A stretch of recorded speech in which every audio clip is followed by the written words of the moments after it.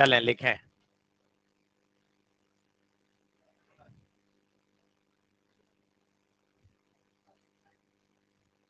कोई बात नहीं बेटा,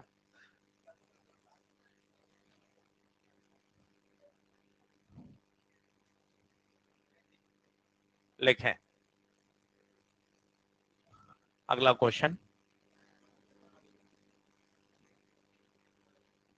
एक बहुत फेमस प्रोफाइल है, इसको 2-3 बार समझ लीजिए, इस पे क्वेश्चन कर लीजिए। और ये एक पॉपुलर सवाल है, हर जगह ये सवाल पूछा जा चुका है, एक बार इसको बढ़िया समझ लें।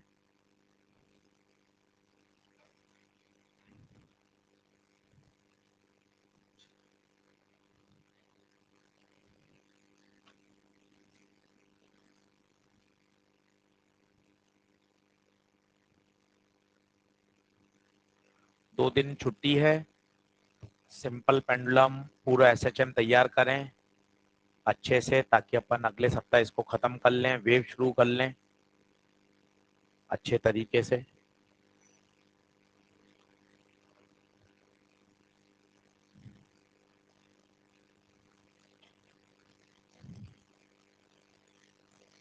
अभी क्या कहना चाहता है पहले आप उसको समझें। आपने पहले पढ़ा हुआ है, सॉल्यूशन आपको याद है, वो अलग बात है, पर एक पहले तरीका समझ लें कि सवाल की पीछे फीलिंग क्या है, कि किस तरह से सवाल को प्रोसीड किया जाता है।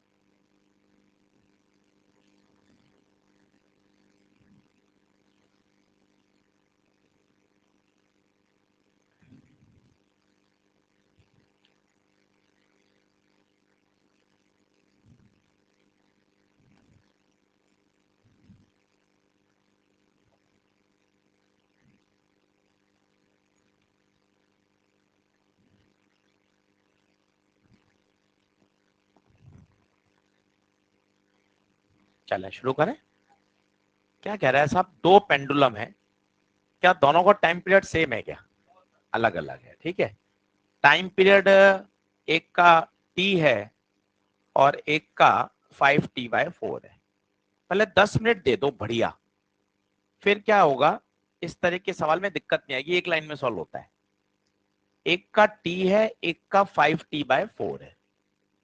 5t/4 का मतलब होता है 1.25t। ठीक है, पेन पेंसिल छोड़िए और मस्त पहले समझ लीजिए।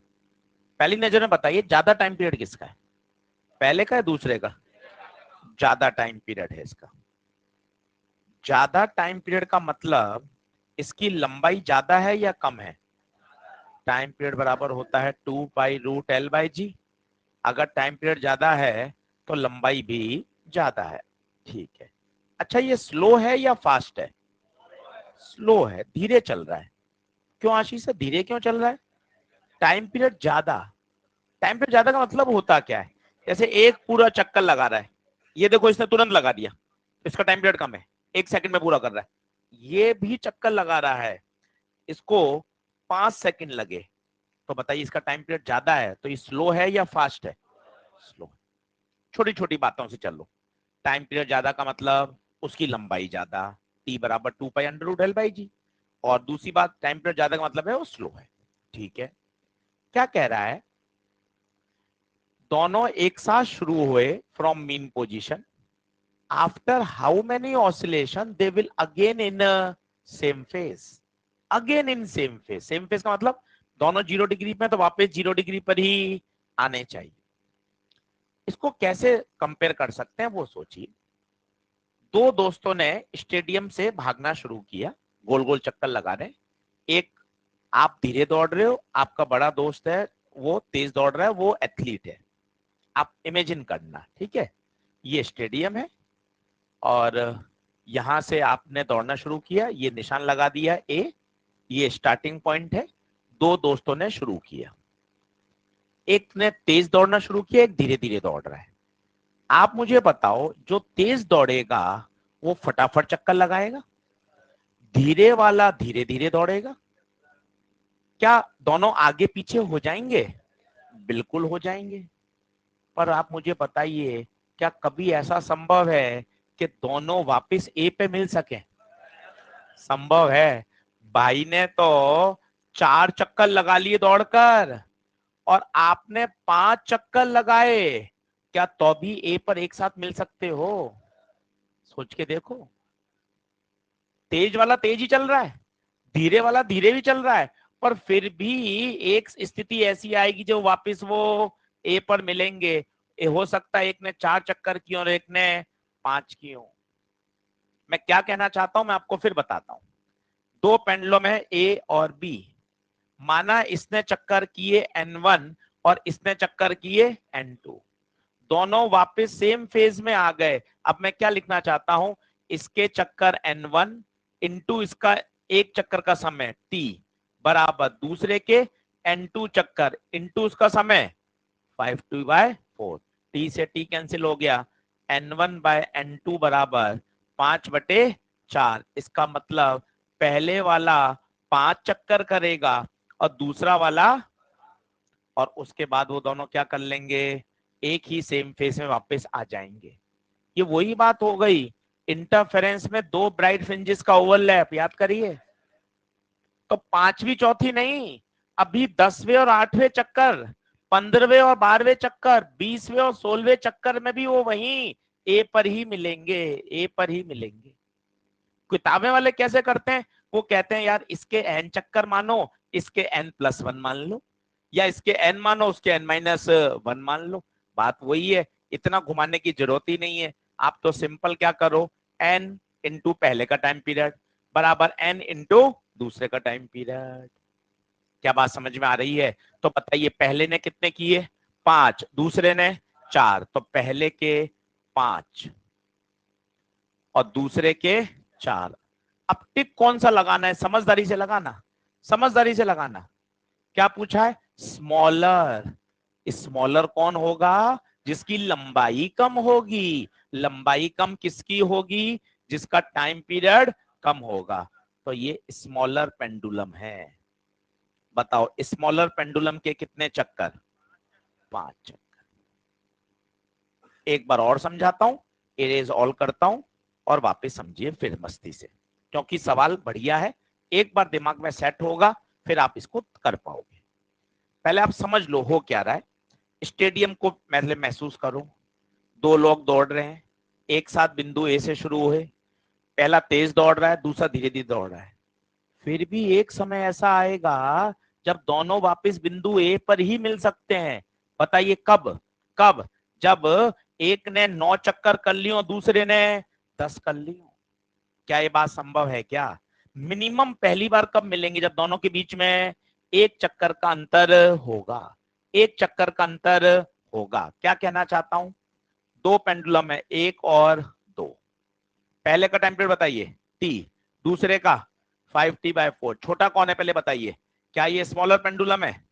कैसे पता चला, इसका टाइम पीरियड कम है, इसकी लंबाई ज्यादा है। क्या ये बात सही है? ठीक है।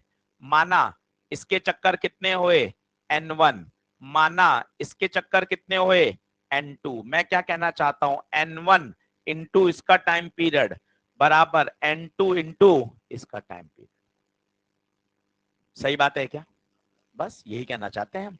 ये हो गया T से T कटा, N1/N2 बराबर 5/4। इसके 5 और इसके 4, इसके 5 ऑसिलेशन और इसके 4 ऑसिलेशन। हाँ यार इसके 5 आने भी चाहिए थे, क्योंकि इसका टाइम पीरियड कम है तो ये फास्ट चल रहा है, तो इसके ऑसिलेशन ज्यादा होंगे। ये धीरे चल रहा है, इसके ऑसिलेशन कम होंगे। किसके पूछे हैं उसने, बताओ। स्मॉलर, स्मॉलर लेंथ का पेंडुलम कौन है, पहला, पहले के आंसर 5। एक बार और समझा देता हूं अगले सवाल में, आप कोशिश कर लें। ये फेमस सवाल है, N1 N2 की वैल्यू इंटीजर होगी तो वापस उसी बिंदु पर मिलेंगे। अगर N1 N2 की वैल्यू इंटीजर होगी तो वापस उसी बिंदु पर मिलेंगे। अगर N1 N2 फ्रैक्शन में आ गया, अकेला N1 अकेला N2 फ्रैक्शन में आ गया, तो इसका मतलब है कि वो बिंदु ए पे नहीं, कहीं बीच में मिलेंगे। हम चाहते हैं बिल्कुल उसी बिंदु पे मिलें जहां से वो स्टार्ट हुए हैं। तो हमेशा वैल्यू ऐसी सेट होगी कि n की वैल्यू क्या आएगी, इंटीजर। ये देख लो आप, इंटीजर आ रही है 5 4 10 8 15 16 ऐसे आए।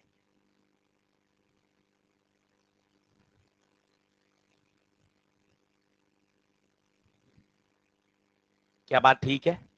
किताबों में ऐसा होता है, आपने पढ़ा हो तो, NT1 इसके n चक्कर हैं तो उसके n-1 मान लें, n+1 मान लें, वो एक ही बात है। सोचने का तरीका यही है। अब 2 क्वेश्चन खुद करके देखिए, तब मजा आएगा, क्योंकि ये सवाल थोड़ा सा समझने वाला है। क्या नेक्स्ट करूं क्या?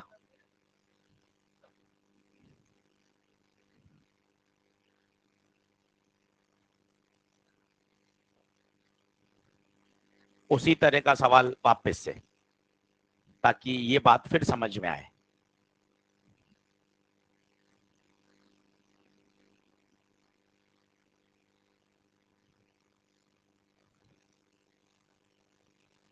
एक बार समय दीजिए उस तरह के सवाल को ब्रेक करने के, तो अगर वो ब्रेक हो जाएगा फिर दिक्कत नहीं आएगी।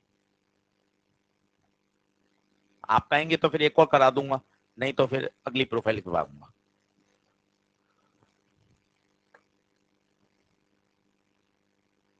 पूरा सवाल लिख लें अच्छे से।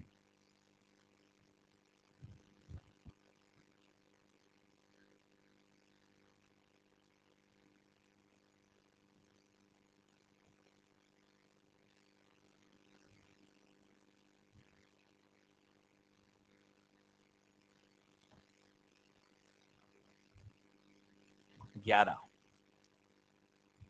अब इस बार लंबाई दे रखी है, कोई दिक्कत नहीं, लंबाई दे रखी है, तरीका वही रहेगा।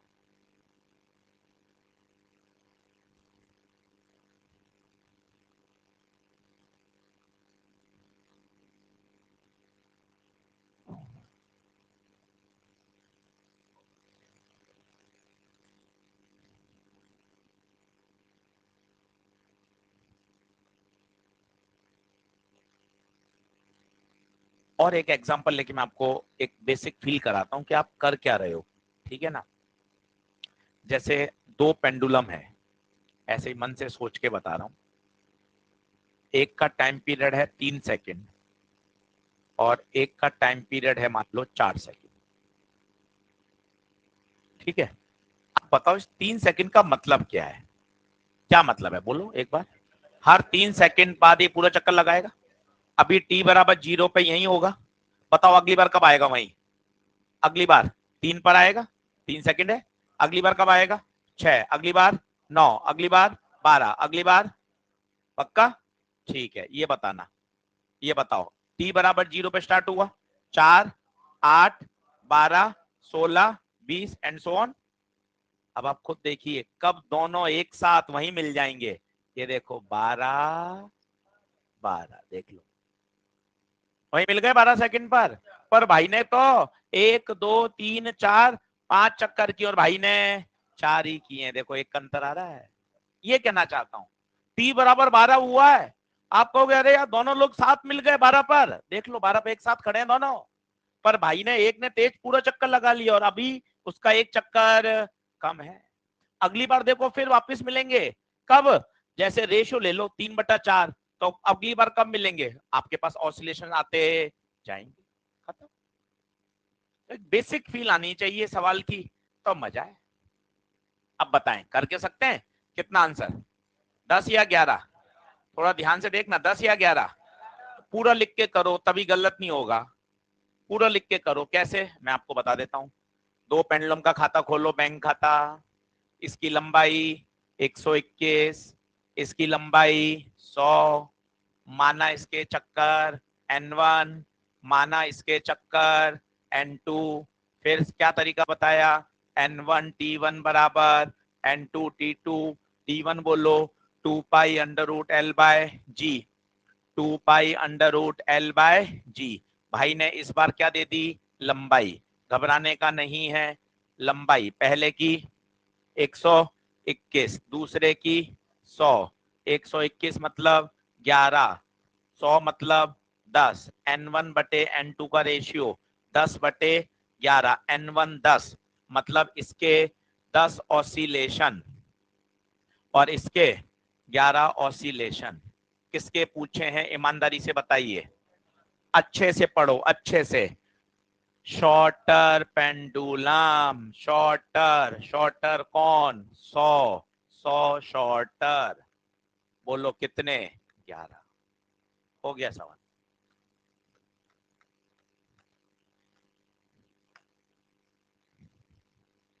बोलिए, एक और कर लीजिए, एकदम इसका डर हटा दीजिए कि ये सवाल आ जाए एक बार में सही होना चाहिए। ये देखो तरीका, N1T1 बराबर N2T2, ये दोनों टाइम बराबर क्यों किए, तभी तो एक ही समय, एक ही समय पर मिलना, एक ही समय पर मिलना।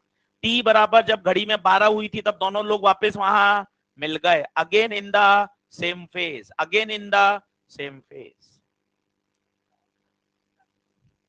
नहीं नहीं, हमेशा अंतर, पहली हर बार जब भी होगा वो एक के अंतर से आगे चलेगा, 4 चक्कर बाद फिर एक का अंतर आ जाएगा, फिर 4 चक्कर बाद फिर एक का अंतर आ जाएगा, ये मतलब पहले वाले में। अगला देखिए,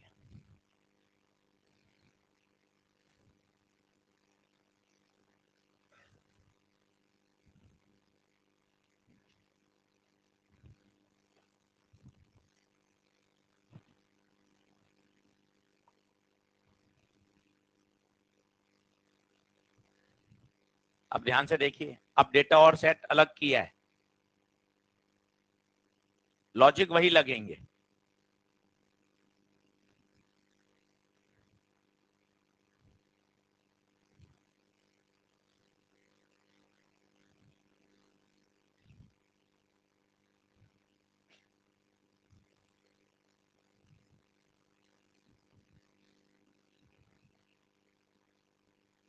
अब 3 सवाल इकट्ठे हो गए आपके पास, कहीं नहीं है किसी किताब में, किसी बुक में लगातार 3 एक जैसे सवाल नहीं है। अब आपके पास 3 क्वेश्चन है, आपने एक सीखा, 2 घर पे आप वापस करोगे, तो 3 बार लगाओगे तो वाला कॉन्सेप्ट एकदम बढ़िया से तैयार हो जाता है। ये तरीका होता है किसी कठिन चीज को समझने का।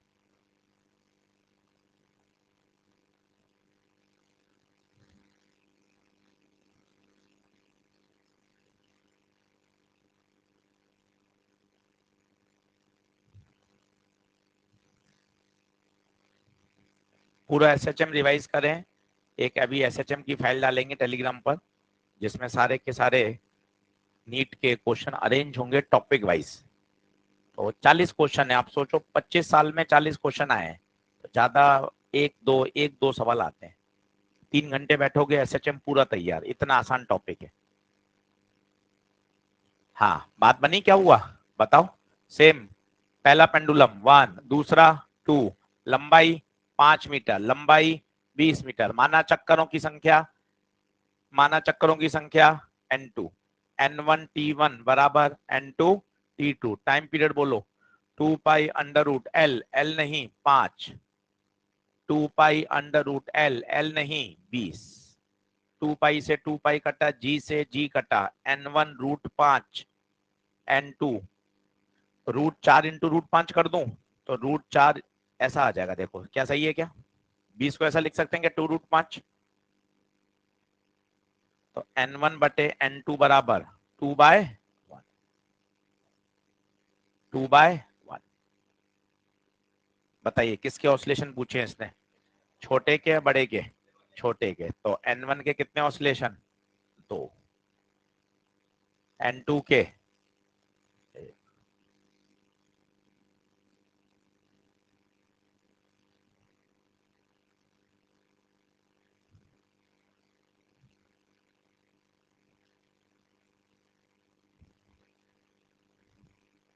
बोलिए क्लियर है क्या मामला, स्टार लगा के रखिए, सवाल काम का है, ऑलरेडी रिपीटेड सवाल है नीट में, जेई मेन में 2 बार आया है, नीट में अभी लेटेस्ट 22 में या 21 में रिपीट हुआ है, 22 में रिपीट हुआ है।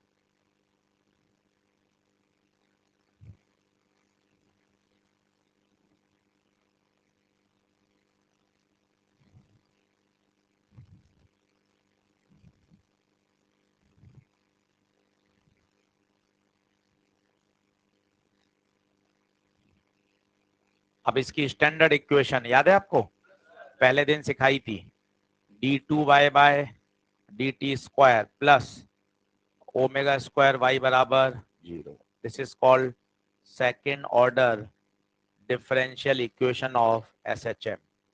दुनिया में हर वो SHM करेगा अगर वो इस इक्वेशन को क्या करता है, सेटिस्फाई। अब इससे कंपेयर करने के लिए पहले इसको स्टैंडर्ड में बदलो। स्टैंडर्ड में बदलने के लिए ये अकेला होना चाहिए। यहाँ क्या है, 4। इस 4 को क्या करो, पहले डिवाइड। सीधा कंपेयर कर लोगे तो दिक्कत आ जाएगी। वो तो भाई ने ऑप्शन नहीं बनाया वैसा, नहीं तो एक ऑप्शन ऐसा भी बनाना चाहिए था, सीधा कंपेयर करने वाला। पता है सीधा कंपेयर करेंगे तो क्या आएगा, ओमेगा स्क्वायर 9 और 9 का 3।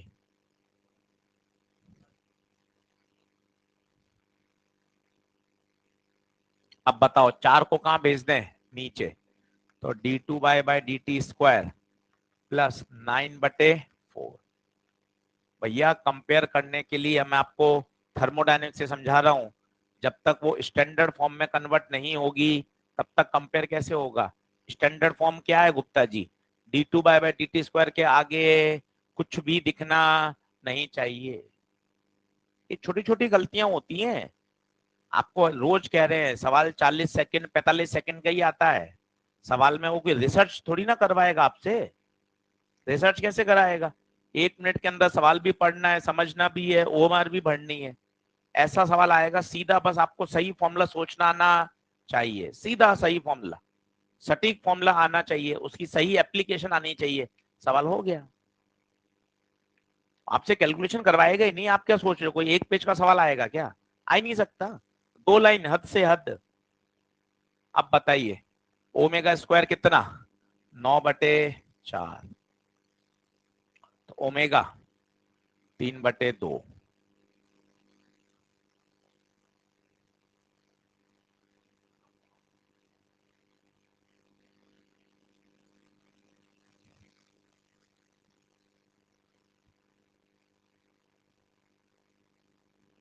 इसको अपनी कॉपी दिखाया कर, देखा, ताकि उसको अपनी राइटिंग अच्छी लगे। हाँ, तो उसकी देखा कर, तुझे खुशी मिलेगी कि हाँ मेरे से भी गंदा कोई लिख सकता है।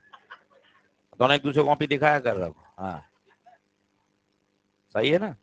हाँ तो इसको दिखा, तो उसको अच्छा लगे कि मैं ठीक ठाक लिख लेता हूँ, तो उसको देखा कर, तो तुझे अपने पे कॉन्फिडेंस आएगा कि हाँ मेरी भी अच्छी है राइटिंग। तो अपने अपने नीचे वाला देख लेते हैं तो क्या थोड़ा सा मन खुश हो जाता है।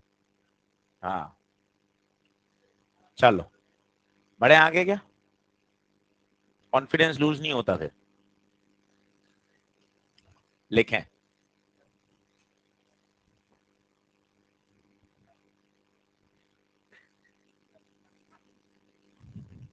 हाँ लिखो, सवाल लिखो फटाफट। हाँ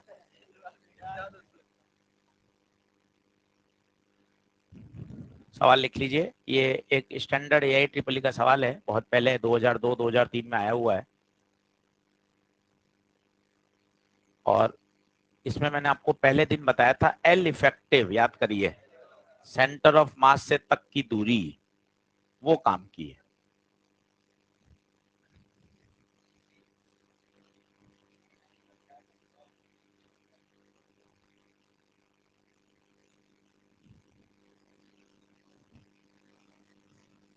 वो क्या कह रहा है, पहले वो सिटिंग पोजीशन पर है, और पहले तो वो बैठा हुआ है, और बाद में वो इस तरह से स्टैंडिंग पोजीशन में आ गया। तो centre of mass, centre mass effective, देखिए इफेक्टिव सेंटर मास पहले यहां था, अब सेंटर ऑफ मास ऊपर आ गया। तो बताइए इफेक्टिव लंबाई, इफेक्टिव लंबाई कम हो गई, एल इफेक्टिव कम हो गया। अगर एल इफेक्टिव कम हो जाएगा तो टाइम पीरियड होता है 2π√L/g। एल अगर कम होगा तो टाइम पीरियड भी कम हो जाएगा। ये देखिए, पहले सेंटर ऑफ मास जब वो सिटिंग पोजीशन पर है तो सेंटर ऑफ मास कहीं इधर है, और जब वो स्टैंडिंग पे आ गया तो सेंटर ऑफ मास उसका ऊपर शिफ्ट हो गया। तो प्रभावी लंबाई फ्रॉम सस्पेंशन पॉइंट क्या हो गई, कम हो गई।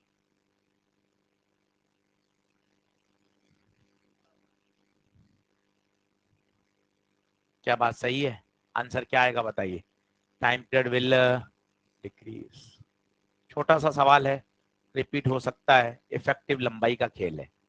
तो याद रखिए टी बराबर 2 पाई अंडर रूट L/G में L क्या बताता है? इफेक्टिव लंबाई from centre of mass. From centre of mass, जब बैठे हुए हो तो सेंटर ऑफ मास नीचे है, खड़े हो गए सेंटर ऑफ मास ऊपर शिफ्ट हो गया, तो सस्पेंशन पॉइंट से प्रभावी लंबाई कम हो गई। इसी में एक सवाल और बनता है कि एक बॉब है, उसके अंदर पानी भरा हुआ है और वो धीरे धीरे लीक हो रहा है, तो उसका टाइम पीरियड का भी सवाल पूछा जा चुका है। चलिए आंसर बताइए कितना आएगा इसका? B, decrease. अगला लिखिए।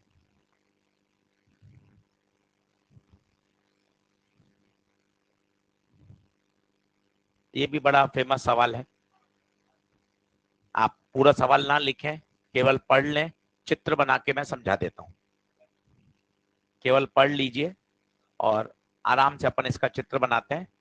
वो कह रहा है पानी भरा हुआ है, फिर उसके बॉटम में एक छेद कर दिया, अब बताइए क्या होगा? तो आप इस बात को एकदम बढ़िया डायग्राम से समझ लें। देखें, ये पेंडुलम है और नीचे बॉब है, ये बॉब, ठीक है।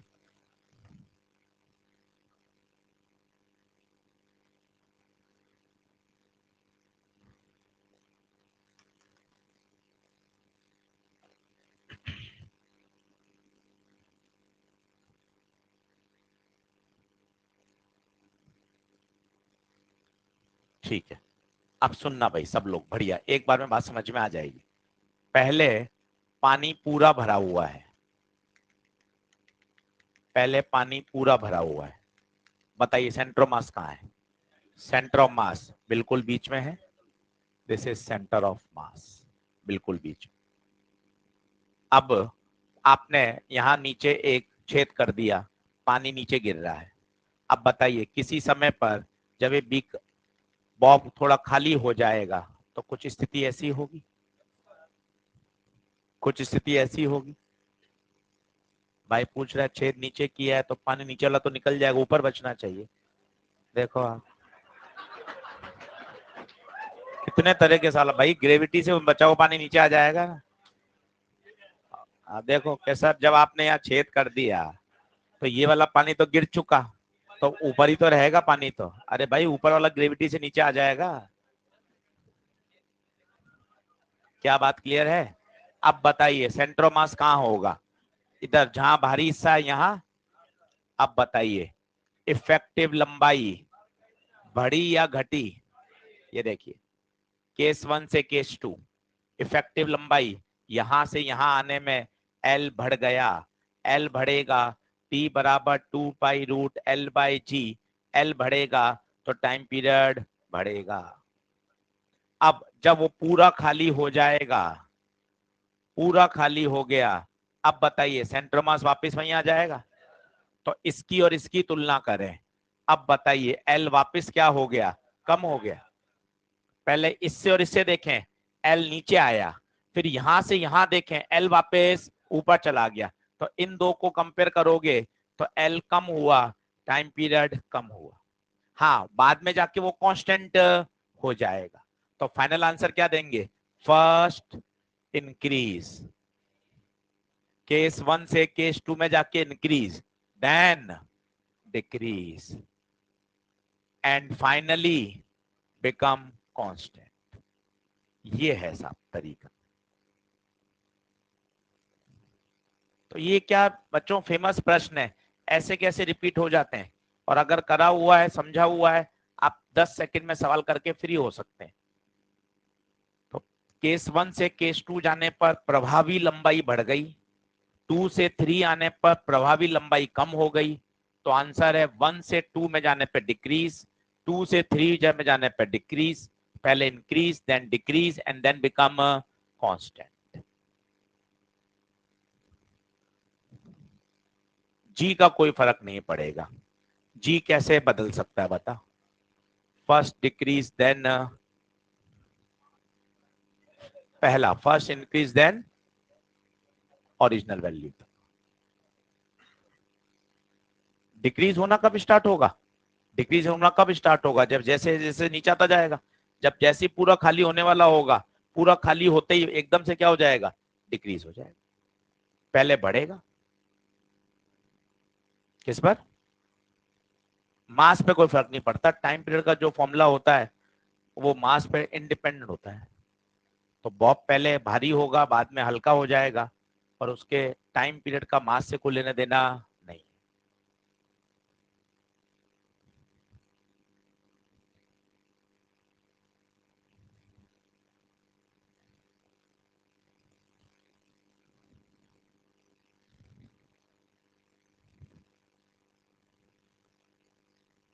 बोलिए, क्या बात क्लियर है?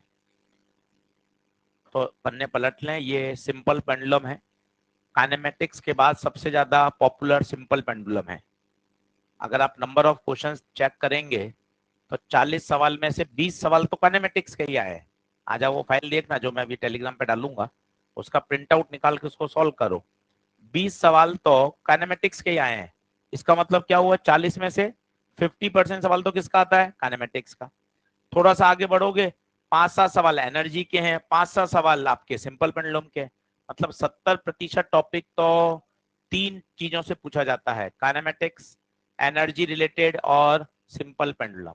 अब केवल एक टॉपिक बचा है, स्प्रिंग पेंडुलम। पुराने प्रश्न देखकर आइडिया लगता है कि चीजें कहाँ से किस तरह से पूछी जाती है। पढ़ना सब है, पर आपको एक तरीका पता चल जाता है कि अच्छा यार किस तरह के सवाल आते हैं, कहाँ ज्यादा वेटेज है। आप चाहें 3 घंटे में बैठकर पूरा एसएचएम तैयार कर सकते हैं। इतना आसान टॉपिक है। शॉर्ट नोट बना लीजिए, शानदार बढ़िया शॉर्ट नोट जिसमें एक एक कॉन्सेप्ट लिखा हुआ हो। समय है ना, 2 दिन यूज करके आओ कि यार मंगलवार को मिलेंगे सर, 100% पूरा तैयार है अपना एसएचएम। फिर टेस्ट लीजिए, सारे फॉर्मूले टिप्स पर हैं, सारे कॉन्सेप्ट टिप्स पर हैं, तब मजा आता है। चलिए बढ़े क्या आगे, लिखें कंसेप्चुअल पॉइंट।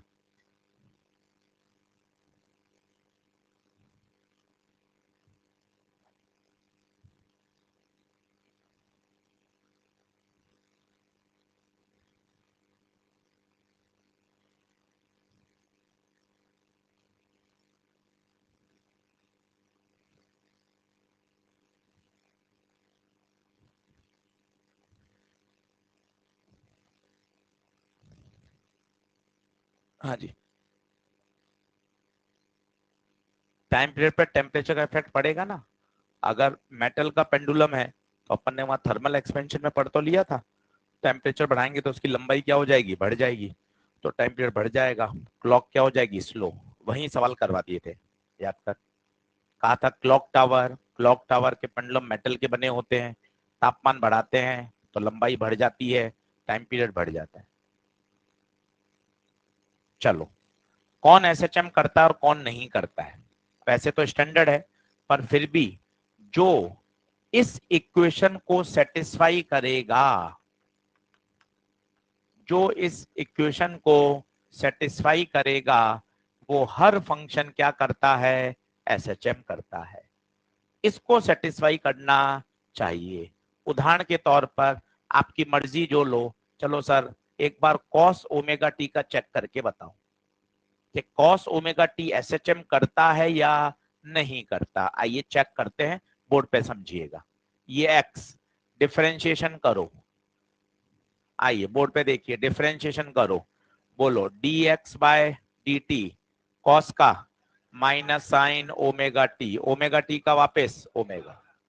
एक बार और करो, एक बार और करो, D X by D T का D two x by D T square, minus बाहर है, ओमेगा भी बाहर है, साइन का कॉस ओमेगा टी, और ओमेगा टी का वापस, तो minus omega square cos omega T. Cos omega T की जगह एक्स, तो माइनस ओमेगा स्क्वायर एक्स। तो D two by X by D T square की वैल्यू माइनस ओमेगा स्क्वायर। शर्त बताइए क्या थी? D two x by D T square plus omega square x बराबर 0। D two x by D T square की जगह minus omega square x plus omega square x, 0 बराबर 0। Hence x बराबर cos omega t क्या करता है, SHM। तो standard है ये, इतना कोई परीक्षा में नहीं चेक करना, स्टैंडर्ड है। साइन यस, कॉस यस, बाकी कुछ भी नहीं करेंगे। एक्सपोनेंशियल फंक्शन नहीं करता, लॉगरिथम फंक्शन नहीं करता, टेन, कॉट, सेक, कॉसेक कोई भी नहीं करता। केवल और केवल कौन करेगा, साइन एंड कोसाइन। क्या इनके सुपर पोजिशन भी SHM करेंगे, साइन प्लस कॉस? हाँ सर, ये तो आपने सिखा रखा था, superposition of two SHM having same frequency, having same frequency. ये देखिए ओमेगा ओमेगा सेम फ्रीक्वेंसी है, यस ये भी क्या करेगा, SHM। एक पॉपुलर सवाल है, NCERT का सॉल्व एग्जांपल है, साइन स्क्वायर ओमेगा टी का क्या, इसको डिस्कस कर लेते हैं, ये काम का है। बाकी ये सारी बातें आपको याद होनी चाहिए। साइन नहीं करता या साइन करता है, साइन तो करता है, पूरा चैप्टर ही साइन का है। तो साइन और कोसाइन करते हैं, टेन, कॉट, सेक, कॉसेक, लॉग, एक्सपोनेंशियल नहीं करते। साइन प्लस कॉस करेगा, sign omega T plus cos two omega t, ये नहीं करेगा। ये पीरियोडिक है बट SHM नहीं है। सारी बातें लिख लीजिए, सीधा टिक करने का सवाल आता है पेपर में, कौन SHM करता है कौन नहीं करता, सीधा रिजल्ट है। जो इस कंडीशन को जो इस कंडीशन को सेटिस्फाई करेगा वो SHM करेगा। कॉर्ड पे लगा दिए, इसको काट दो।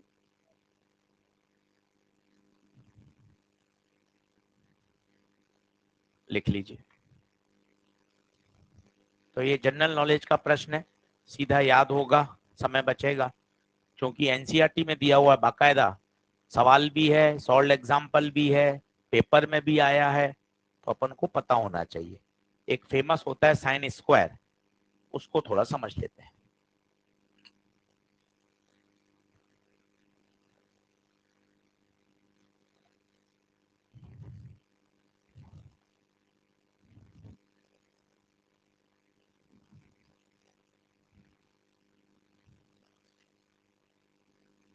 पढ़ूं आगे।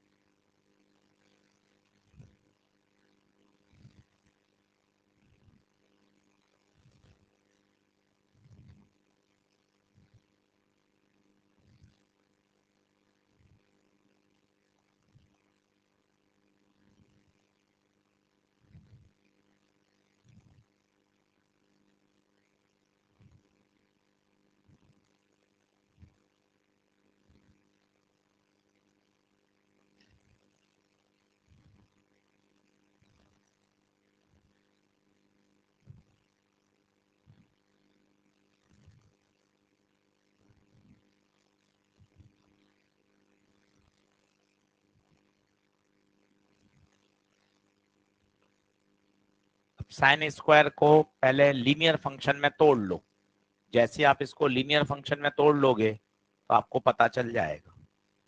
साइन स्क्वायर को कभी भी जब स्क्वायर फंक्शन आता है तो उसको किस में तोड़ लेना चाहिए, लीनियर में।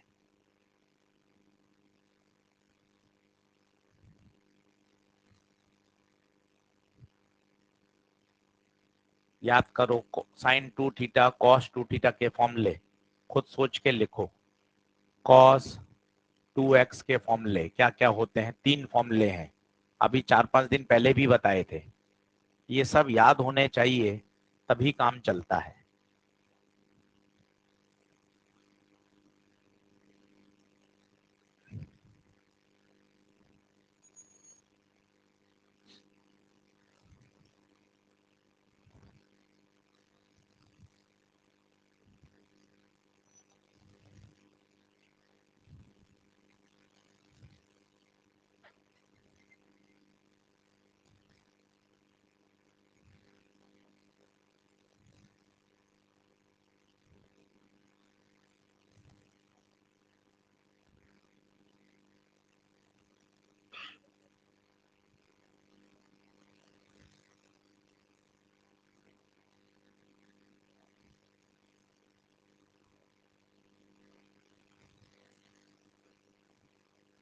अरे इसके बिना अटक जाओगे, वेव में भी काम आएगा, एसएचएम में, एसी में काम आता है। अभी 2 दिन पहले भी सिखाया था, फिर याद करो, इसके बिना काम नहीं चलता। 2 cos² x -1, 1 - 2 sin² x। कहां पर?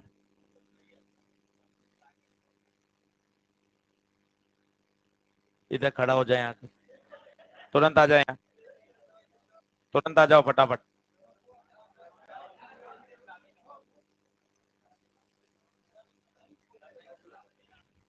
तुरंत आ जाओ, नहीं कहना मानना है, तुरंत आ जाओ, वहां खड़े हो जाओ 15 मिनट, फटाफट आ जाओ।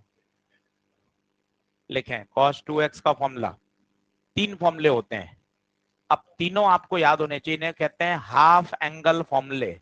हाफ एंगल का मतलब समझे क्या होता है? हाफ, यहाँ देखिए 2x है तो यहाँ क्या हो गया x, यहाँ 2x है क्या हो गया x, 2x क्या हो गया x। ये तीनों याद होने चाहिए, नहीं तो प्रश्न अटक जाता है। अब कौन सा लगाना है वो देखिए। सर मुझे sin² ω t हटाना है, ये देखिए, ये देखिए। अब इसको sin² x का फॉर्मूला कोशिश करो बनाने की, इसको उधर ले जाओ, इसको उधर ले जाओ, तो इधर जाएगा तो 2 sin²x, ये उधर जाएगा 1 - cos2x, तो sin²x 1 - cos2x/2। In the same situation अगर x की जगह ω t होगा तो क्या हो जाएगा 1 - cos2ω t/2। तो sin²ω t को ऐसा लिखा जा सकता है, ऐसा लिखा जा सकता है। क्या लिखोगे? sin² को दो अलग अलग कर दो, 1/2 -1/2 cos2ω। अब बताओ क्या ये कोसाइन में कन्वर्ट हो गया? और क्या अकेला कॉस एसएचएम करता है? उत्तर है हाँ। सर ये आधा तंग कर रहा है, क्यों तंग कर रहा है भूल गए? अगर मीन पोजीशन के अबाउट एसएचएम करते थे तो x बराबर होता था a sin ω t। एक दिन पूरे दिन पढ़ाया था, अगर मीन पोजीशन के अबाउट नहीं होता है तो यहां पर क्या आ जाता है x0। तो बहुत अच्छा वाक्य भी है।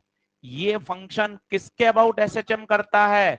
1/2 के अबाउट, 1/2 के अबाउट टू एंड फ्रो करेगा। ध्यान से देखिए, 1/2 के अबाउट टू एंड फ्रो करेगा, मीन पोजीशन के अबाउट टू एंड फ्रो नहीं है।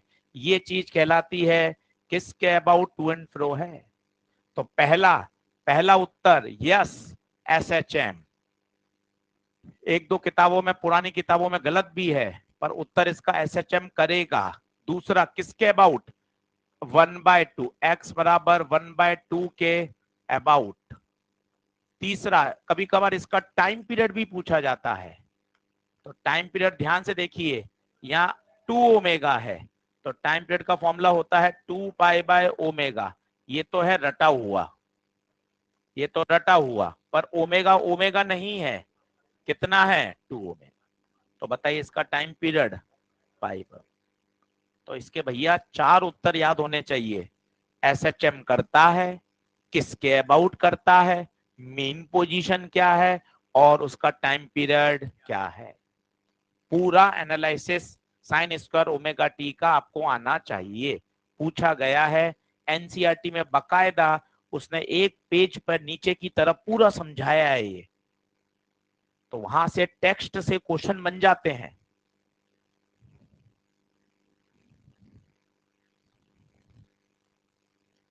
तो sin² ω t की सारी बातें ये शॉर्ट नोट में यही तो काम आता है। अब शॉर्ट नोट में इतना सारा नहीं जाएगा, शॉर्ट नोट में ये थोड़ा जाएगा ये कन्वर्जन। कौन कह रहा है भैया कन्वर्जन? सीधा याद होना चाहिए sin²ω t yes SHM about x equal to half, having time period π/ω, having time period π/ω।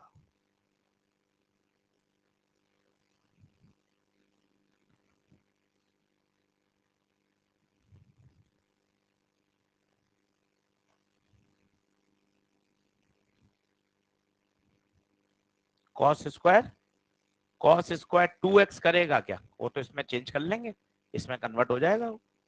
कोई भी कॉस स्क्वायर होगा वो सिंपल कॉस में कन्वर्ट हो सकता है ना। तो अगर वो सिंपल कॉस में कन्वर्ट हो गया तो किस क्या करेगा? एसएचएम। जैसे साइन स्क्वायर किस में कन्वर्ट हो गया? कॉस 2x में, तो एसएचएम हो गया।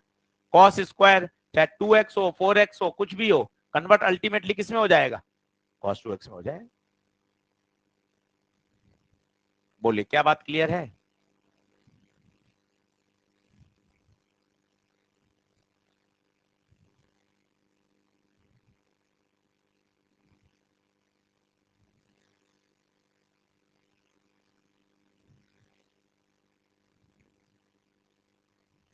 तो सारे रिजल्ट याद करें। साइन स्क्वायर ओमेगा टी की क्या क्या बातें हैं? हाँ एसएचएम करता है, किसके अबाउट करता है, मीन पोजीशन उसकी 0 नहीं है, हाफ के अबाउट क्या करेगा? एसएचएम, और चौथी बात उसका time period pi by omega. आज देखना पूरा एसएचएम तैयार करके क्वेश्चंस करना एक साथ लाइन से।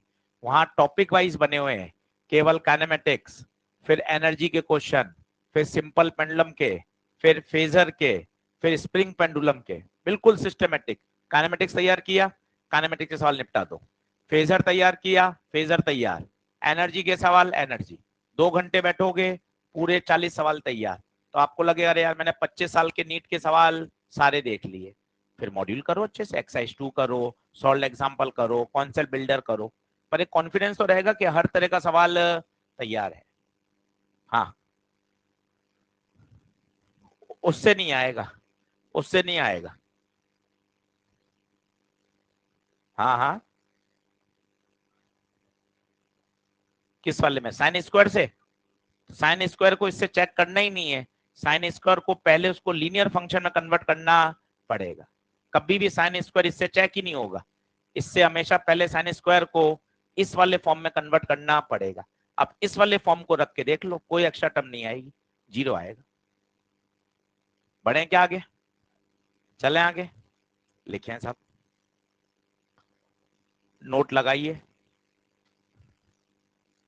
अब 5 मिनट एनर्जी का रिवाइज करा रहा हूं।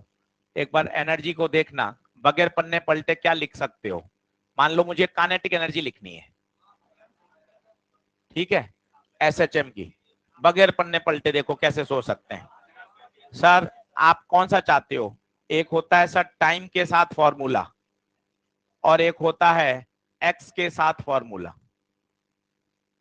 इस तरह से बात किया करो कि सर आपको एक्स के साथ चाहिए ना, तो सर v बराबर omega under root of a square minus x square, kinetic energy half m v square, tata bye bye see you लाला, खत्म। आगे एक्स के साथ। सर टाइम के साथ चाहिए, तो पहले सर वेलोसिटी टाइम के साथ चाहिए। सर वेलोसिटी तो किसी को रटी हुई नहीं होती। एक्स बराबर ए साइन ओमेगा टी, इसका differentiation a omega cos omega t. ये आ गई velocity as a function of time. This is the velocity as a function of x. अब ओरिजिनल फॉर्मूला वही, हाफ एम वी स्क्वायर, खत्म, tata bye bye see you Lala.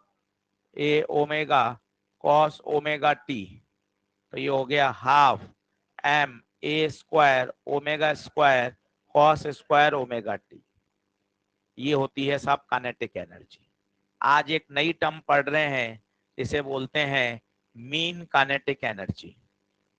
Mean kinetic energy, mean position पे नहीं बोल रहे हैं, इसे बोलते हैं मीन, मतलब average kinetic energy over a full cycle. आज ये पढ़ना चाहते हैं। पहले आप इसको नोट करिए, और ये देखिए आप तरीका कैसे याद किया जाता है, मैंने आपको वो बताया। देखो ऐसे सोचा जाता है, बिल्कुल फॉर्मूले रटने से काम नहीं चलेगा। अगर आप थोड़ा 3 घंटे 4 घंटा देंगे कि यार मुझे आज एसएचएम तैयार करना है, तो आपको लगेगा कि नहीं यार चीजें बढ़िया तैयार हो जाएंगी।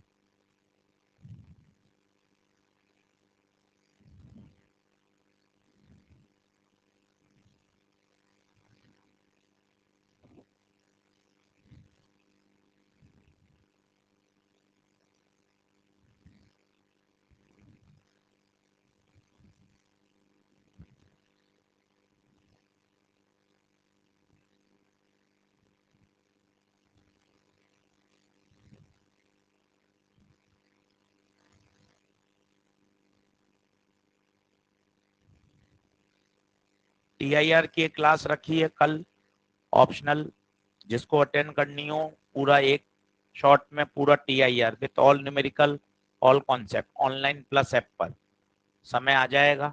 जिसको पढ़ना है रिवाइज करना है वो रिवाइज कर सकता है with all concept all theory all numericals.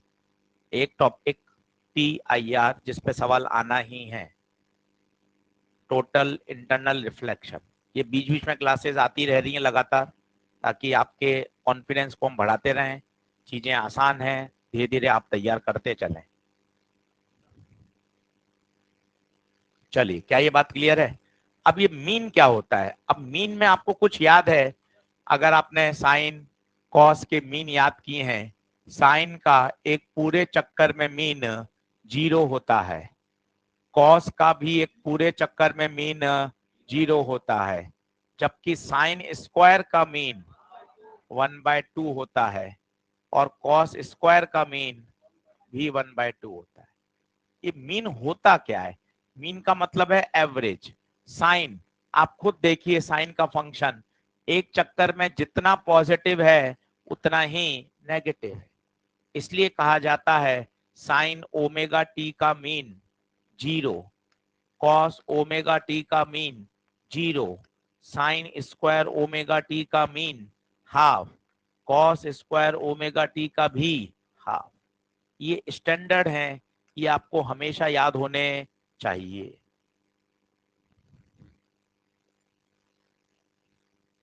अब बताइए, क्या एवरेज काइनेटिक एनर्जी निकाल सकते हैं क्या? बताइए, एवरेज काइनेटिक एनर्जी यहीं देखिए, ये फॉर्मूला है। अब मुझे एवरेज चाहिए, काइनेटिक एनर्जी एवरेज, ऐसे लगा देते हैं बार, कुछ लोग ऐसे लगा देते हैं तीर का निशान और लिख देते हैं 0 से T। क्या मतलब है इसका बोलो? Average kinetic energy over a complete cycle. बिंदास देखिए, आधा का एवरेज आधा ही रहता है, एम वही, ए स्क्वायर वही, ओमेगा स्क्वायर वही, कॉस स्क्वायर का 1/2। तो ये आ गया 1/4 m a square omega square. तो ध्यान दें, काइनेटिक एनर्जी अलग है, kinetic energy at mean position अलग है, and this is average kinetic energy. शब्दों को थोड़ा सा ध्यान से देख लीजिए, ये एवरेज काइनेटिक एनर्जी है, एवरेज।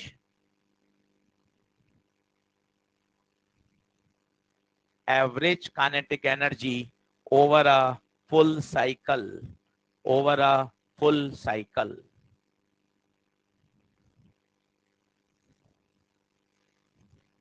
पूरा काइनेटिक एनर्जी स्लाइड में समझ लो, ताकि काइनेटिक एनर्जी की सारी बातें बढ़िया तैयार हो जाए। अब कोई आपसे पूछे मैक्सिमम काइनेटिक बताओ, वो भी चिपका दो, मैक्सिमम काइनेटिक चिपका दो, क्या होती है बताओ मैक्सिमम काइनेटिक? मैक्सिमम काइनेटिक चाहिए तो वी मैक्स रख दूं। वी मैक्स क्या होता है? A omega. तो maximum kinetic energy half m v square, तो half m a square omega. अब कहने को इतने सारे फॉर्मूले हैं, अब किसी को आप ये पन्ना दिखा दोगे तो पागल हो सकता है, पर आप बिना रटे आप पूरी स्लाइड लिख सकते हो। आपको वो प्रैक्टिस करनी है कि देखो सर आपने कैसे लिखा, काइनेटिक एनर्जी एक्स के साथ चाहिए, वेलोसिटी एक्स वाली याद करी, काइनेटिक एनर्जी, वेलोसिटी टाइम वाली याद करी, काइनेटिक एनर्जी, मीन याद किया, एवरेज ले लिया। ये नया शब्द आ गया, maximum kinetic, this is maximum kinetic, this is average kinetic. आराम से तसल्ली से बैठाओ, यही स्लाइड अब पोटेंशियल एनर्जी की आएगी। अच्छे से देखो, आप बिल्कुल ऐसे रटोगे 1/2 होता है, वहां 1/4 होता है, वहां 1/2 होता है, पक्का पेपर में काटा कूटा करके आओगे। दिमाग को समझाओ ही मत ना ऐसा रटना, दिमाग को तो ऐसा समझाओ ना, एक्स वाला चाहिए एक्स का फंक्शन रखेंगे, टाइम चाहिए टाइम रखेंगे, एवरेज चाहिए अंत में एवरेज लेंगे, बस। और जब 4-5 बार ऐसा देख लोगे, अपने आप समझ में आ जाएगी। आप उसको आड़े कट रटने का प्रयास करोगे, पक्का याद नहीं आएगा भाई साहब, और कंफ्यूज हो जाओगे।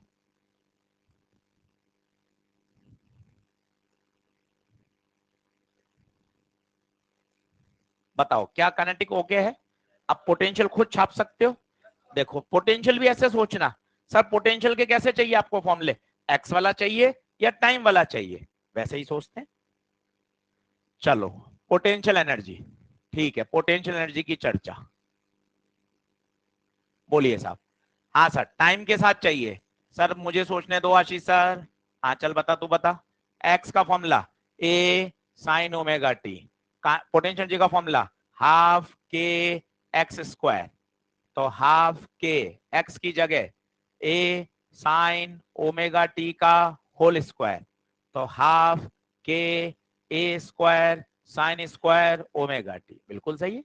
अब मुझे एवरेज चाहिए, ठीक है sir, average potential energy over a full cycle, over a full cycle, u average, u average 1/2 वही, के वही, ए स्क्वायर वही, साइन स्क्वायर का एवरेज 1/2, तो ये हो गया 1/4 के ए स्क्वायर, के को हटा देंगे तो आ जाएगा एम ओमेगा स्क्वायर ए स्क्वायर। हाथ ऊपर कर ले,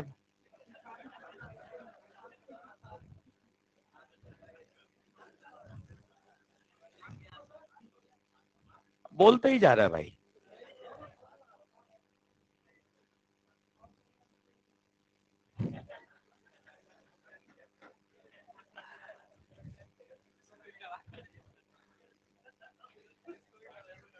चलो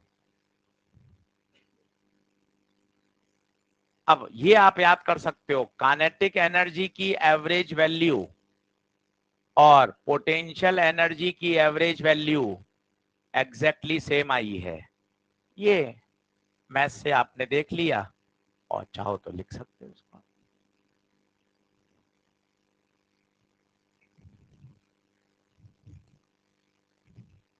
बस मेरा ये कहना है कि ना देखो, इतनी सारी चीजें सिस्टमेटिक याद की जाती हैं तो याद आती हैं, आती तो है। आप भी इस बात से तो बिल्कुल 100% कन्विंस हो। हाँ यार याद तो आता ही है, 720 में 720 आ रहे हैं, 690 685 पे 100 150 रैंक आ रही है, इसका मतलब याद क्या, भयंकर याद आता है बच्चों को। तो 720 आ रहे हैं, मतलब भयंकर तरीके से याद आ रहा है। तो इस बात में तो कन्विंस्ड है अपन सब के याद तो आता है, पूरा फिजिक्स केमिस्ट्री आईओसी ओसी बॉटनी जूलॉजी सब याद आता है। बस कैसे वो वापस रिकॉल करा जाए सही याद करके, वो मायने रखता है। तो आप उसके लिए पजल मत होइए कि ना यार याद नहीं आएगा, याद तो आएगा, आपने उसको कैसे समझ के याद किया है वो मैटर करता है। वे ऑफ लर्निंग वो इंपॉर्टेंट है।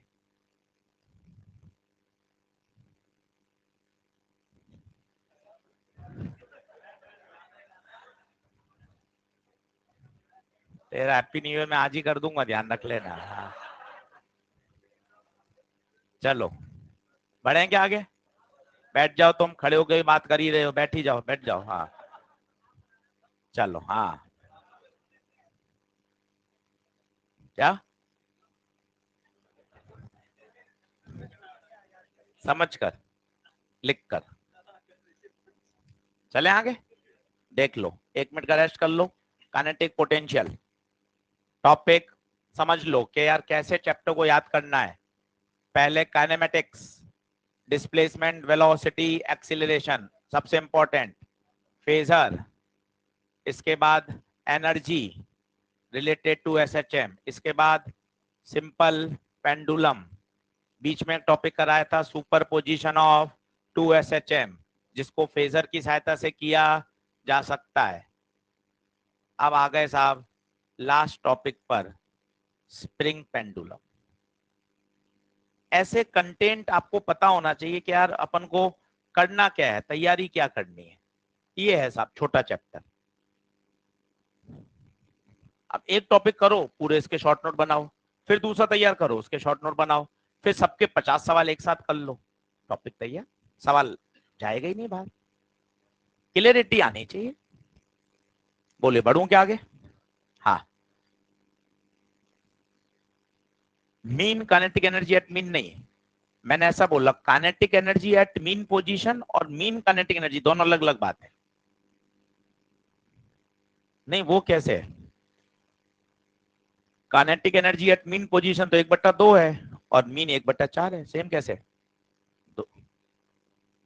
Mean kinetic energy at mean position कोई वाक्य होता ही नहीं है। मीन काइनेटिक एनर्जी हमेशा पूरे चक्कर की होती है। Mean kinetic energy at mean position कोई वाक्य ही नहीं है। ये क्या है? Kinetic energy average.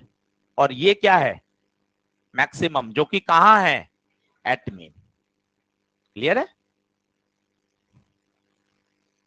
चलिए साहब, पानी पी लीजिए, 1 मिनट रेस्ट करिए। अब लास्ट टॉपिक पर आ गए हैं। छोटा सा टॉपिक है, स्प्रिंग पेंडुलम। 15 इस पे सवाल करने हैं और चैप्टर को अपन tata bye bye see you ला कर देंगे अगले क्लास में। स्प्रिंग पेंडुलम, चलिए देखते जाइए।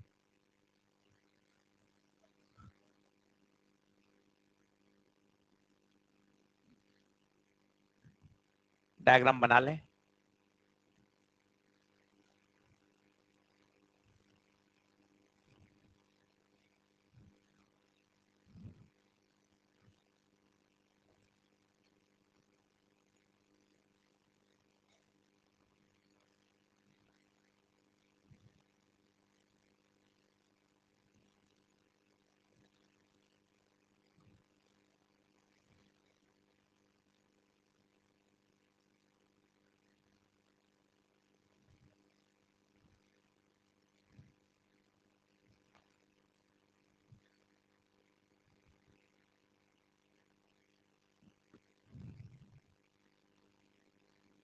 मजे की बात है, इन सब का टाइम पीरियड एक ही है, 2 pi under root m by. 2-3 derive करके बताता हूं, फिर आपको और कॉन्फिडेंस आएगा।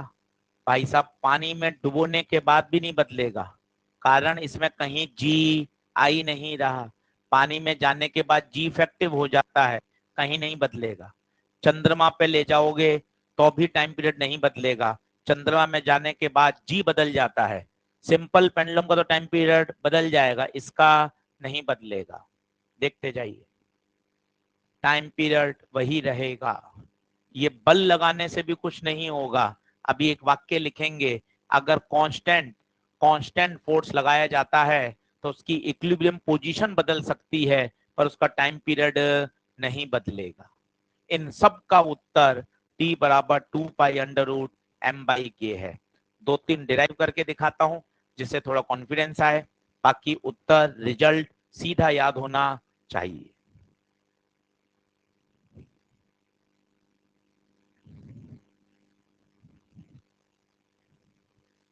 अब 2-3 देख लो ताकि थोड़ा पता चले कि फिजिक्स क्या है इसके पीछे की।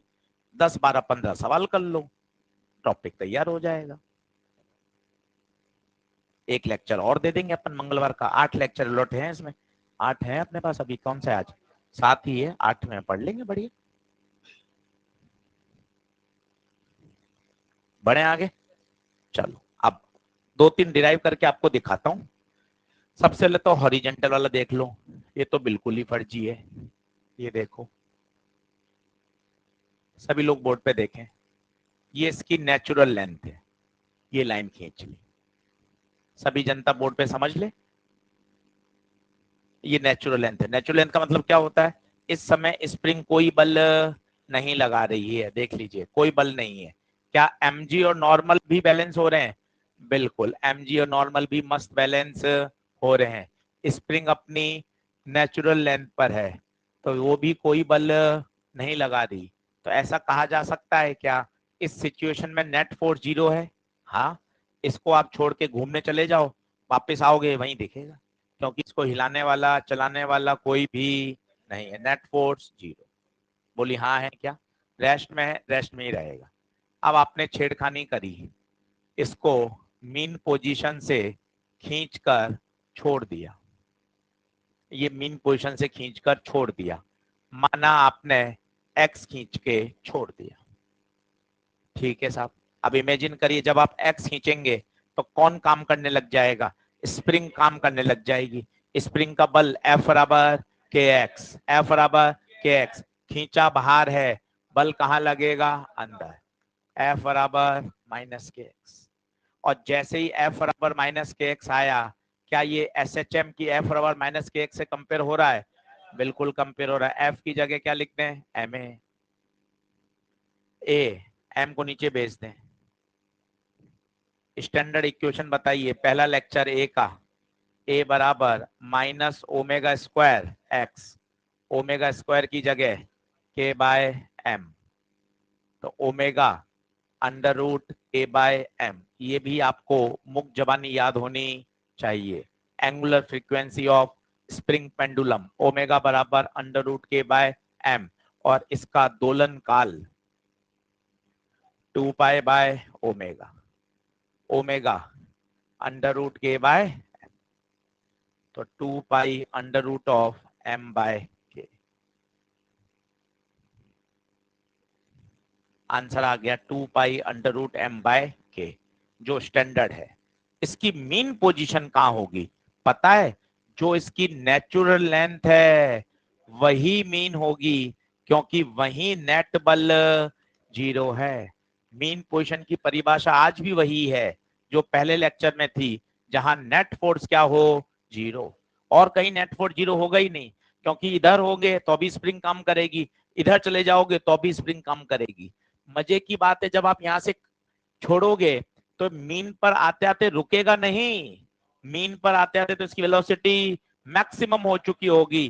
भाई साहब ये और अंदर दबाएगा, अंदर दबाते ही स्प्रिंग वापस बाहर की तरफ बल लगाएगी, वापस से वो रीस्टोरिंग फोर्स की तरह काम करेगा, और ये नेचुरल लेंथ के अबाउट, मीन पोजीशन के अबाउट क्या करने लग जाएगा, SHM। बना लीजिए, है कुछ भी? अच्छा ये, हाँ नकली है तो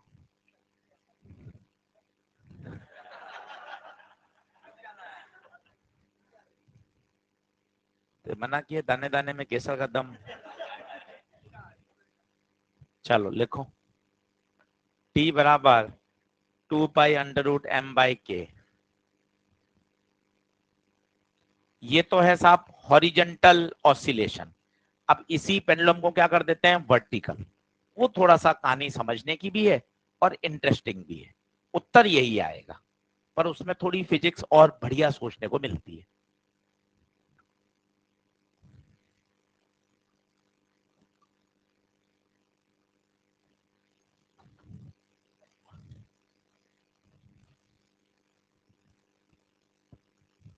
बढ़े क्या आगे?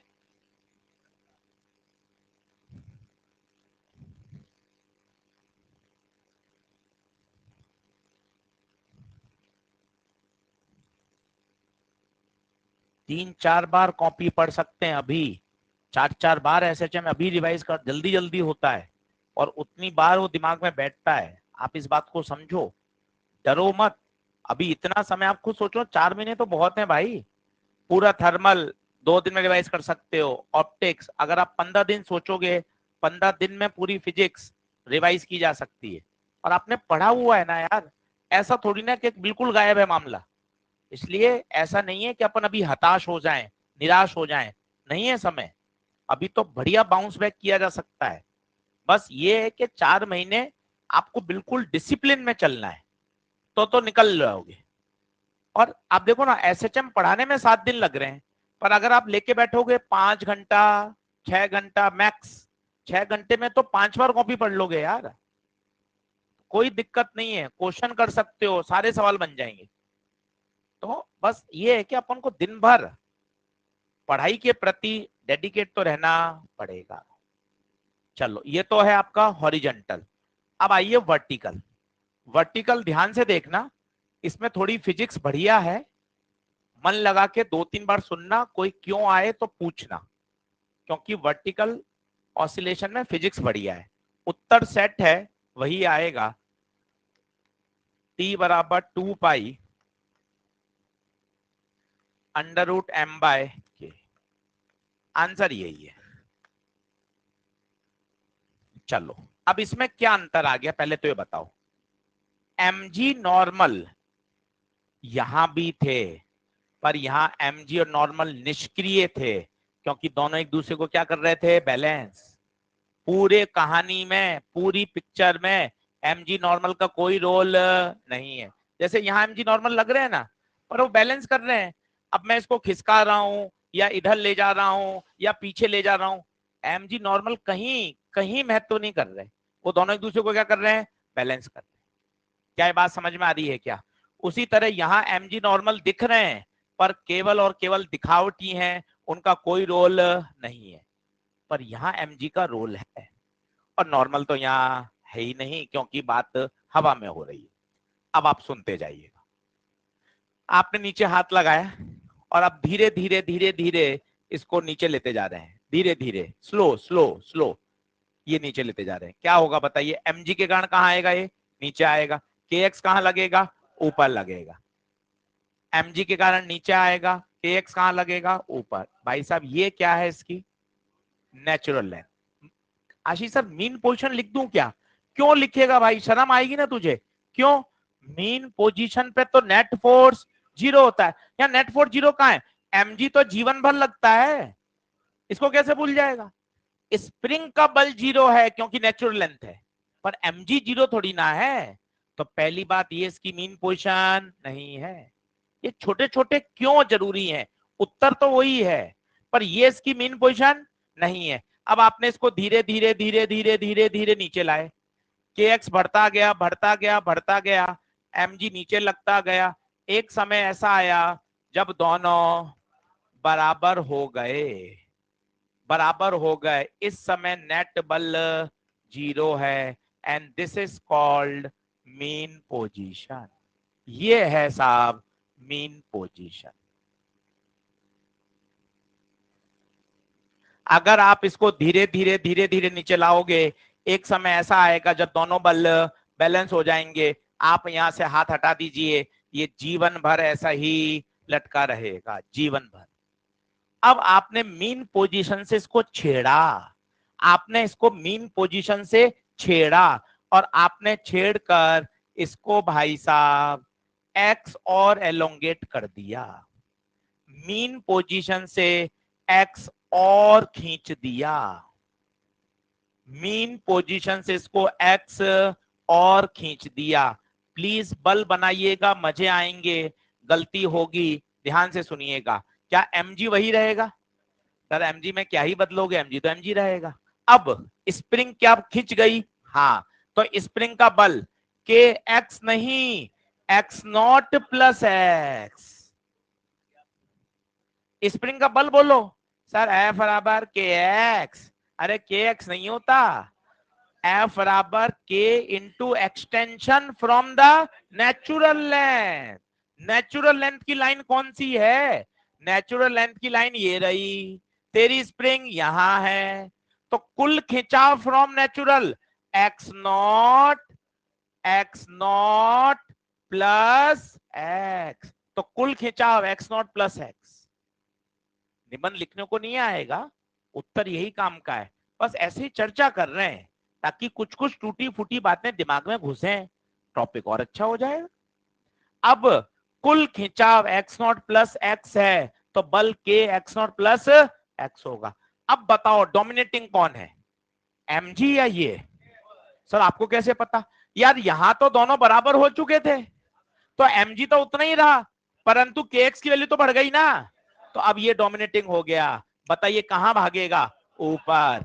नेट फोर्स, नेट फोर्स आप चाहो तो mg में से घटा दो और बाहर क्या लगा दो, माइनस, एक ही बात है। बोलिए, mg minus k x naught minus k x, in place of mg we can write k x not.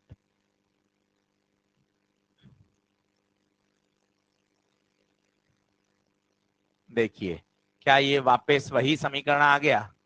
और अगर ये वही आ गया मतलब the body will perform SHM. पर ध्यान दीजिए, क्या इसकी मीन पोजीशन नेचुरल लेंथ है क्या? नहीं, इसकी मीन पोजीशन ये है, ये मीन पोजीशन है।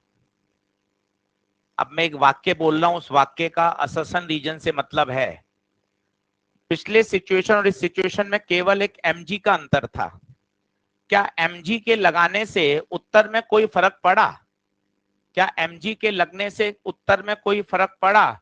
उत्तर है नहीं, कोई फर्क नहीं पड़ा। क्या mg एक कांस्टेंट फोर्स है? हाँ, mg एक कांस्टेंट फोर्स है, सदैव कहां लग रहा है? नीचे। ना उसकी वैल्यू बढ़ रही है ना उसकी वैल्यू घट रही है। तो अब अगला सेंटेंस काम का है, अगर कोई कांस्टेंट फोर्स लगा दिया जाता है, अगर कोई कांस्टेंट फोर्स लगा दिया जाता है तो उसके टाइम पीरियड पे कोई फर्क नहीं पड़ता, केवल और केवल उसकी मीन पोजीशन चेंज हो जाती है। जो मीन पोजीशन पिछले चित्र में नेचुरल लेंथ थी, अब वो नेचुरल लेंथ नहीं, थोड़ी सी कहां शिफ्ट हो गई? नीचे। तो पिछले चित्र और इस चित्र में तुलना करिए। हाँ सर, तुलना कर लेता हूं, बताओ सर। पहला, क्या उत्तर सेम है? हाँ सर, उत्तर सेम है। बहुत बढ़िया, बहुत शानदार, बहुत मजा आया, दोनों का उत्तर सेम है। तो फिर अंतर क्या है? क्या mg दोनों में लग रहा है? पिछले में mg लग रहा था पर वो नॉर्मल से बैलेंस हो रहा था, इसलिए वहां mg का कोई रोल नहीं था। यहाँ mg लग रहा है पर mg के लगने के बावजूद भी उत्तर में कोई परिवर्तन नहीं आया, मतलब कांस्टेंट फोर्स लगाने के बाद भी टाइम पीरियड में कोई चेंज नहीं आता, केवल और केवल क्या बदल जाती है? उसकी मीन पोजीशन। इस बात को नोट लगा के लिख लीजिए, ये अपने आप में एक स्टेटमेंट का प्रश्न है जेईई मेन का। अब आप खुद देखिए, इसमें कांस्टेंट फोर्स mg नहीं है, क्या होगा? mg साइन थीटा, यहाँ पीछे लगेगा kx नॉट, तो mg साइन थीटा बराबर kx नॉट, ये इसकी कौन सी पोजीशन होगी? Mean position. अब इसके बाद आप हल्का सा इसको खींचोगे तो ये क्या करने लग जाएगा? SHM करने लग जाएगा। तो कांस्टेंट फोर्स लगाने के बाद उसकी मीन पोजीशन में कोई चेंज नहीं आता। सॉरी, कांस्टेंट फोर्स लगाने के बाद उसके टाइम पीरियड में कोई चेंज नहीं आता। ठीक है, चलिए लिखाऊं क्या? पहले ये नोट कर लिया, स्टेटमेंट लिखो नोट लगा के।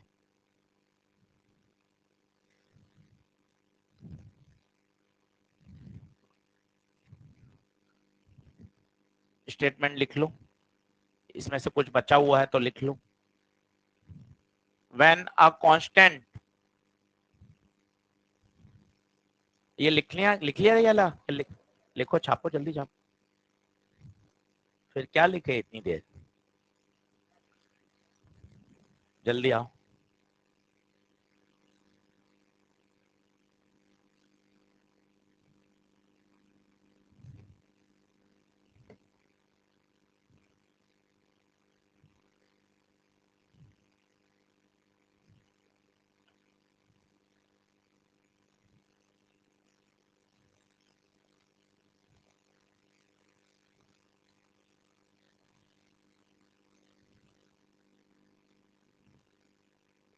सिलेबस क्या पूरा हो जाएगा सर?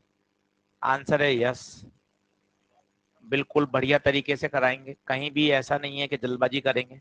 सर कब तक हो जाएगा टेंटेटिव? 20 से 25 फरवरी तक, लगभग 70 से 75 दिन रिवीजन के आपको दे देंगे। पूरा अप्रैल, पूरा मार्च और फरवरी के भी 7-8 दिन, तो इतना समय आपको मिल जाएगा जिसमें आराम से आप 2 बार बढ़िया रिवाइज कर सकते हो। 25 फरवरी से आपके मेजर टेस्ट शुरू हो रहे हैं, उससे पहले एकदम बढ़िया ईमानदारी से सिलेबस पूरा करा दिया जाएगा। कहीं भी किसी भी चैप्टर में ऐसा नहीं लगेगा कि भाई तेज पढ़ा दिया। जितने सवाल हैं तरीके से हर कॉन्सेप्ट को समझाते हुए सिस्टमेटिक तरीके से सिलेबस कराएंगे, बिल्कुल कमिटेड है और हर फेज का उतने ही अच्छे तरीके से आगे बढ़ रहा है।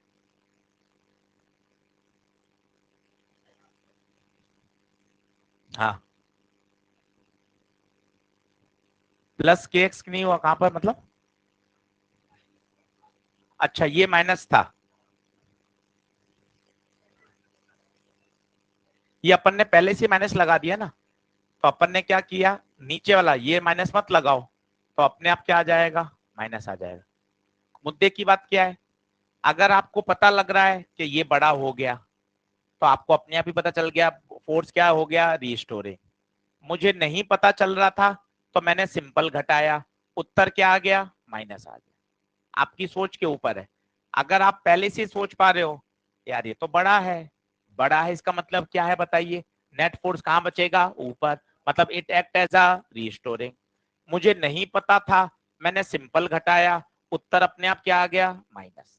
मुद्दे की बात यह है कि नेट बल बचेगा कहां? ऊपर की ओर। आपकी इच्छा, उसको जैसा लिख लो। क्या बात सही है? स्टेटमेंट लिखा ना, लिखो लिखो, when a constant force is applied on a spring pendulum